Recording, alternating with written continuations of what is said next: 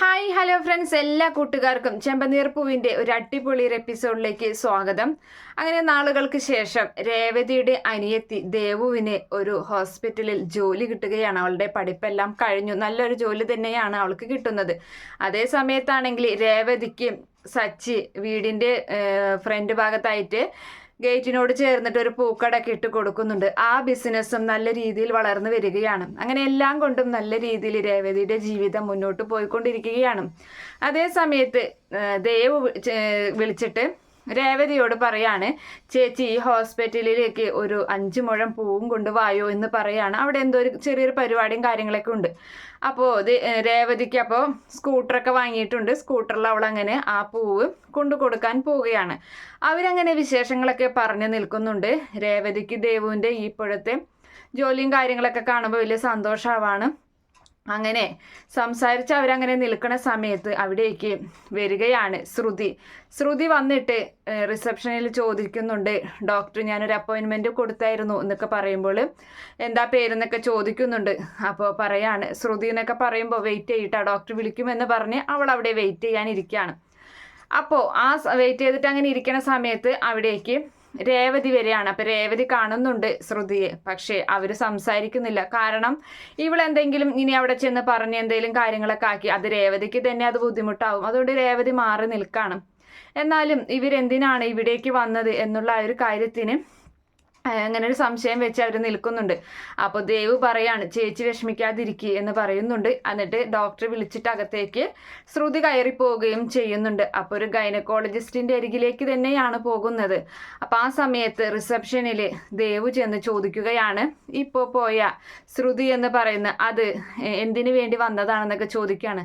അതെന്തിനാ നിങ്ങളോട് പറയുന്നത് എന്നൊക്കെ ഹോസ്പിറ്റലിൽ ചോദിക്കുന്നുണ്ട്. അതെൻ്റെ റിലേഷനാണ് എന്നൊക്കെ ദേവ് പറയുമ്പോഴും അത് വന്നത് ഇത് രണ്ടാമത് പ്രഗ്നൻ്റ് ആവാൻ വേണ്ടിയിട്ടുള്ളൊരു ടെസ്റ്റ് എടുക്കാൻ വേണ്ടി വന്നതാണ്. അതായത് പ്രഗ്നൻസി വൈകുന്നത് കൊണ്ടുള്ള ഒരു ടെസ്റ്റും കാര്യങ്ങളൊക്കെ ചെയ്യാൻ വേണ്ടി വന്നതാണ് എന്ന് പറയുന്നുണ്ട്. അപ്പോൾ രണ്ടാമതോ എന്നിങ്ങനെ ചോദിച്ച് ദേവ് ആകെ അന്തം വിട്ടു നിൽക്കുകയാണ്.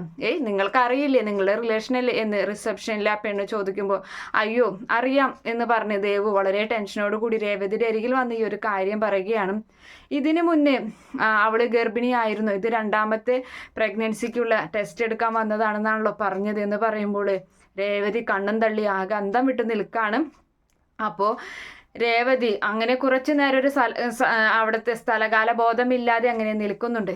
അതിനുശേഷം ചേച്ചി എന്നാൽ ഞാൻ ഡോക്ടറോട് ചെന്നിട്ട് വിവരം ശരിക്ക് ചോദിക്കട്ടെ എന്നൊക്കെ ദേവ് ചോദിക്കുമ്പോൾ വേണ്ട, നമുക്ക് ഈ കാര്യത്തിൽ ഇടപെടേ വേണ്ട, അവൾ എന്തെങ്കിലും ചെയ്തോട്ടെ എന്ന് പറഞ്ഞിട്ട് മോള് വീട്ടിൽ അമ്മയോട് പോലും ഇത് പറയണ്ട എന്ന് രേവതി ദേവുവിനെ വിലക്കുകയും ചെയ്യുന്നുണ്ട്. അങ്ങനെ ദേവു തൻ്റെ ജോലി എടുക്കാനും പോകുന്നുണ്ട്. രേവതി വീട്ടിലേക്കും വരണം. അങ്ങനെ ബൈക്കിൽ അതായത് സ്കൂട്ടറിൽ വന്നുകൊണ്ടിരിക്കുന്ന സമയത്ത് ഇവൾക്ക് ആ ഒരു കാര്യം തന്നെയാണ് മനസ്സിൽ. അപ്പോൾ സ്കൂട്ടർ അതിൻ്റെ ഇടയിൽ ഒന്ന് ഇടിക്കാനൊക്കെ പോകുന്നുണ്ട്. അതിനുശേഷം വീട്ടിലെത്തിയിട്ട് ചന്ദ്രയോടായിട്ട് രേവതി ചോദിക്കുകയാണ്, അമ്മ എപ്പോൾ വന്ന് പുറത്തു പോയിട്ട്? കാരണം സത്യത്തിൽ രേവതി പുറത്തു പോയി വന്നിട്ട് ചന്ദ്രയോട് ചോദിക്കുന്നൊരു ചോദ്യമാണ്. കാരണം അത്രയ്ക്ക് ടെൻഷനുള്ളൊരു കാര്യമാണ് രേവതി കേട്ടിട്ടുള്ളത്. അപ്പോൾ ചന്ദ്ര ചീത്ത പറയുന്നുണ്ട്, നീ പുറത്തു പോയി അലഞ്ഞു തിരിഞ്ഞ് വന്നിട്ട് എന്നോടാ ചോദിക്കുന്നത് എവിടെ പോയിന്ന് എന്ന് ചോദിക്കുമ്പോൾ അയ്യോ അത് പിന്നെ എന്നൊക്കെ പറഞ്ഞ് നിൽക്കുകയാണ്. നീ പോയൊരു ചായ എടുത്തുകൊണ്ട് വന്ന് എന്ന് പറയാണ് രേവതിയോടായിട്ട്.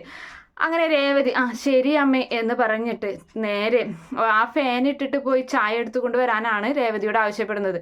ഫാൻ ഇടുന്നതിന് പകരം റിമോട്ട് എടുത്തിട്ട് TV ഓൺ ചെയ്ത് കൊടുക്കുകയാണ് രേവതി.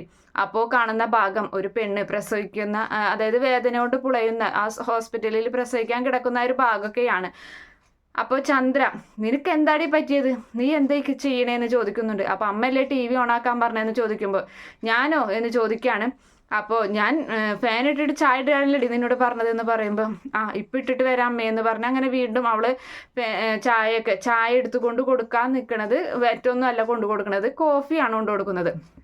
അപ്പോൾ അവിടേക്ക് നമ്മുടെ ശ്രുതിയും കൂടി വരികയാണ്. ശ്രുതിയുടെ ബിസിനസ് കുറച്ച് ഡെവലപ്പായി എന്നൊക്കെ പറഞ്ഞിട്ട് അതിൻ്റെ സന്തോഷത്തിന് സ്വീറ്റ്സൊക്കെ കൊടുക്കുന്നുണ്ട്.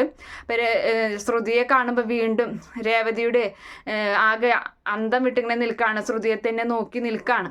അങ്ങനെ രേവതിക്ക് സ്വീറ്റ്സ് കൊടുക്കുമ്പോൾ രേവതി പതുക്കെ അതൊക്കെ എടുത്ത് നിൽക്കുന്നുണ്ട്. അതേ സമയത്ത് അവിടേക്ക് നമ്മുടെ ശ്രീകാന്തും അതുപോലെ വർഷയും കൂടി വരികയാണ്. ഒരു വലിയ സന്തോഷത്തോടു കൂടി വരികയാണ്. ഇന്ന് എന്താ നമ്മുടെ സച്ചി ചെയ്തത്, സച്ചിയേട്ടൻ എന്താ ചെയ്തതെന്ന് അറിയോ എന്നൊക്കെ ചോദിച്ച് വലിയ സന്തോഷത്തിലാണ് വരുന്നത്. അപ്പൊ രേവതി ഒന്നും മിണ്ടാതെ രേവതി ഈ ഒരു അങ്കലാപ്പിൽ അങ്ങനെ നിൽക്കാണ്. അപ്പൊ എന്താ ചെയ്തതെന്ന് ചോദിച്ചിട്ട് രവീന്ദ്രൻ അവിടേക്ക് വരുന്നുണ്ട്. അങ്ങനെ അവർ ആ സന്തോഷ വാർത്ത പറയാൻ നിൽക്കണ നേരത്തെ തന്നെ പൂമാലയും ഇട്ടിട്ട് സച്ചിയും വരികയാണ്. എന്താടാ, എന്താ നിനക്ക് ഇത്ര സന്തോഷം, എന്താ നീ ചെയ്തതെന്ന് ചോദിക്കുമ്പോൾ രേവതിയോടായിട്ട് പറയുന്നുണ്ട്, രേവതി ഞാൻ നിന്നോട് പറഞ്ഞില്ലേ എനിക്കിന്നൊരു ഡെലിവറി, ഒരു ഹോസ്പിറ്റൽ കേസ് ഉണ്ടായിരുന്നു. ഒരു പെണ്ണ് 2ാമത്തെ പ്രസവത്തിന് വേണ്ടി കൊണ്ടുപോയതാണ് അച്ഛൻ, ഞാൻ എൻ്റെ കാറിൽ അവർ വാടക വിളിച്ച് പോയതാണ്. പക്ഷേ ഹോസ്പിറ്റലിൽ എത്തുന്നതിന് മുന്നേ തന്നെ അവർക്ക് പെയിന് വരികയും അവരെ ഹോസ്പിറ്റലിൽ എത്തില്ല എന്ന് എനിക്ക് മനസ്സിലായപ്പോൾ ഞാൻ വേഗം തന്നെ ഒരു മാർക്കറ്റിൽ ഇങ്ങനെ വണ്ടി ഒതുക്കിയിട്ട് പറ്റിയ സ്ത്രീയെ ഞാൻ ഏൽപ്പിച്ചു കൊടുക്കുകയും ചെയ്തു. എന്നിട്ട് എനിക്ക് പരിചയമുള്ള ഒരു സ്ത്രീ ആയിരുന്നു. ആ സ്ത്രീ അത് വന്നിട്ട് ഡോക്ടറാണെന്ന് തോന്നുന്നുണ്ട്. അപ്പോൾ ഡോക്ടർ വന്നിട്ട് ആ പെൺകുട്ടിയുടെ പ്രസവം എടുത്തു. നല്ലൊരു പെൺകുഞ്ഞാണ് ആ അച്ഛൻ, നല്ല ആരോഗ്യമുള്ളൊരു കുട്ടിയെ ജനിക്കുകയും ചെയ്തു.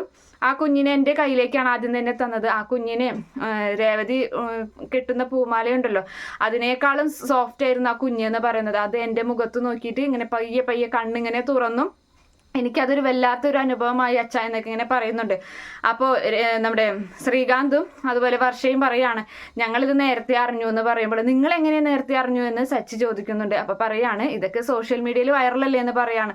അതൊക്കെ അങ്ങനെയും സംഭവിച്ചു എന്ന് പറയുന്നുണ്ട്. നിനക്ക് ഒരുപാട് അഭിനന്ദനങ്ങളും കാര്യങ്ങളും സോഷ്യൽ മീഡിയയിൽ വന്ന് നിറയുകയാണ് സച്ചിയേട്ടാ എന്നൊക്കെ ഇങ്ങനെ പറയാണ് ശ്രീകാന്ത്. പക്ഷേ ഇതെല്ലാം കേട്ടിട്ട് എല്ലാവർക്കും വലിയ സന്തോഷമാവുന്നുണ്ട്. അതുപോലെ തന്നെ അവനെല്ലാവർക്കും സീറ്റ്സ് ഒക്കെ കൊടുക്കുകയാണ് സച്ചി. പക്ഷെ അപ്പോഴും ആ ഒരു അങ്കലാപ്പിൽ നിൽക്കുകയാണ് രേവതി. അങ്ങനെ രേവതി എന്താ നിനക്കൊരു സന്തോഷമില്ലാത്തതെന്നൊക്കെ ചോദിക്കുന്നുണ്ട്. അങ്ങനെ എല്ലാവരും അവിടെ നിന്ന് പിരിഞ്ഞു പോയി നേരെ രേവതി അടുക്കളയിൽ ഇങ്ങനെ നിൽക്കുകയാണ്. ആ സമയത്ത് അവിടേക്ക് ശ്രുതിയല്ല നമ്മുടെ വർഷ വരികയാണ്. അപ്പോൾ വർഷ വരുമ്പോൾ രേവതി ഇത്രയും വലിയ സന്തോഷം സച്ചിയേട്ടൻ പറഞ്ഞിട്ട് നിനക്ക് എന്താ ഒരു സന്തോഷമില്ലാത്തത്, എന്ത് പറ്റി എന്നൊക്കെ ഇങ്ങനെ ചോദിക്കുന്നുണ്ട്.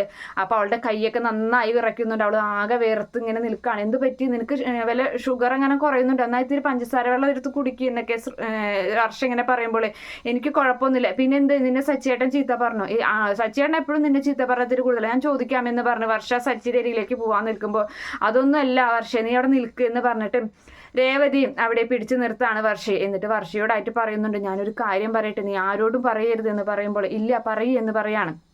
അങ്ങനെ ഈ ഒരു സംഭവം, അതായത് നമ്മുടെ ശ്രുതി 2ാമത്തെ പ്രഗ്നൻസിക്ക് വേണ്ടി ടെസ്റ്റ് എടുക്കാൻ വേണ്ടി ദേവു വർക്ക് ചെയ്യുന്ന ഹോസ്പിറ്റലിലേക്ക് ചെന്നിരുന്നു എന്ന് പറയുമ്പോൾ വർഷയാണെങ്കിൽ രേവതി പറഞ്ഞ ആ ഒരു കാര്യം വേഗം ചെന്ന് ശ്രീകാന്തിനോട് പറയുകയാണ്. ശ്രീകാന്ത് അത് കേൾക്കുമ്പോൾ ആകെ ഞെട്ടുന്നുണ്ട്. അങ്ങനെ ശ്രീകാന്ത് പിന്നെ പറയുന്നത് സച്ചിയോടാണ്.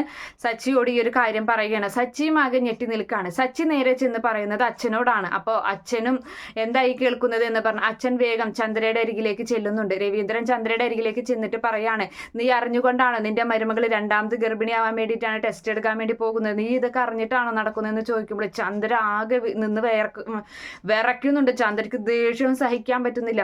നിങ്ങൾ എന്തായി പറഞ്ഞത് എന്ന് ചോദിക്കുന്നുണ്ട്. അപ്പോൾ അതായത് നമ്മുടെ ശ്രുതി റൂമിലായിരിക്കും. അപ്പോൾ വാതിൽ മുട്ടിയിട്ട് ശ്രുതിയെ പുറത്ത് വിളിക്കുന്നുണ്ട് ചന്ദ്ര. എന്നിട്ട് പറയാണ് എടി നീ എന്താ വിചാരിച്ചത്, ഈ വീട്ടിൽ നീ എന്ത് വിചാരിച്ചിട്ടാണ് നീ നടക്കുന്നത്, എൻ്റെ സ്വഭാവം നീ മാറ്റണ്ട, മര്യാദയ്ക്ക് നീ സത്യം പറഞ്ഞോളണം. നീ ഇതിനു മുന്നേ പ്രസവിച്ചിട്ടുണ്ടെടി, നീ 2ാമത്തെ പ്രഗ്നൻസിക്ക് വേണ്ടിയിട്ടുള്ള ടെസ്റ്റിന് വേണ്ടിയാണ് നീ പോയതെന്ന് അറിഞ്ഞല്ലോ, നീ ഇതിനു മുന്നേ എപ്പോഴാടി നീ ഗർഭിണിയായിട്ടുള്ളത്, നീ എപ്പോഴാടി പ്രസവിച്ചിട്ടുള്ളത് എന്നൊക്കെ ചോദിച്ചിട്ട് അങ്ങനെ എല്ലാവരുടെയും മുന്നിൽ വെച്ചിട്ട്